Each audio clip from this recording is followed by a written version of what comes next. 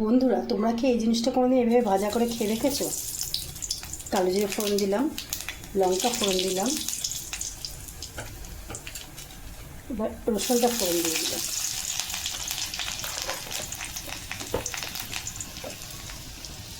একটু রসুনটা লাল লাল দেখো। এবার খানিকটা পেঁয়াজ দিয়ে দিলাম।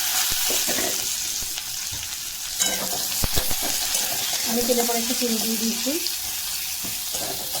এই সিজনে এগুলো খেতে খুব ভালো লাগে। পেঁয়াজটা লাল লাল গোটা গোটা খেতে চাও তোমরা কিন্তু এখন একদম নুন দেবে না। হ্যাঁ, এরকমভাবে ভাজাটাকে নেড়ে আস্তে করে দেবে, একটু দিয়ে বসিয়ে রাখবে। এবার নুন দেওয়ার পরে কিন্তু পুরো গ্যাসটাকে জোরে করে দেবো। আমি নুন দিয়ে দিয়েছি, এবার গ্যাসটাকে জোরে করে দিই। একটু ভাজা মশলা ছড়িয়ে দেবো।